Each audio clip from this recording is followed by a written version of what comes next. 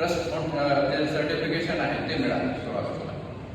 आता 25 एप्रिल 19 पासून आजपर्यंत अगदी करोना काळात ज्या वेळेला आमचं जिथं आम्ही अन्न तयार करतो तिथंच त्यांनी ते वगैरे मारायचं ना ज्या वेळेला की बंद होत तिथं जायचंच नाही कोणी. तेवढे 6 दिवस जर सोडले तर आजपर्यंत अव्याहतपणे हे कार्य व्यवस्थित चालू आहे.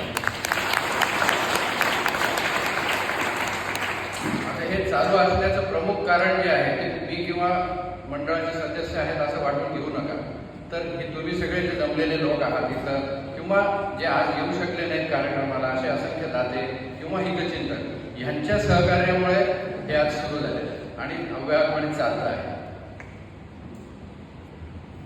आता ह्याच्यातून जसं इथल्या गरीब लोकांचं आमच्या मनात कुठेतरी म्हणजे इतकं काय आपण साधू संत नाही किंवा एकदम निरपेक्ष बुद्धीने हे कार्य सुरू केलं.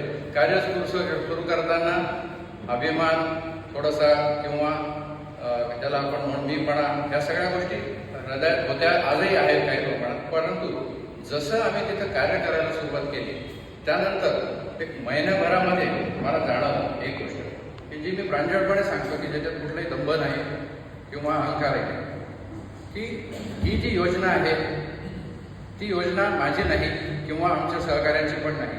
तर ही योजना कुठल्या तरी शक्तीची आहे, परमेश्वरी शक्तीची, महाराजांची आहे की ज्याच्यामुळे त्यांनी आम्हाला थोडंसं उचकवून दिलं की करावं हे आणि त्यामुळे हे चालू आहे. ही भावना जी आहे ते महिन्याभरानंतर साधारण लक्षात आली की हे कार्य जे आहे हे आपल्या हातून घडून घेतलं जात आहे, फक्त आपल्या ह्याच्यात काहीच नाही. आता हे कार्य करत असताना जसं तिथल्या लोकांना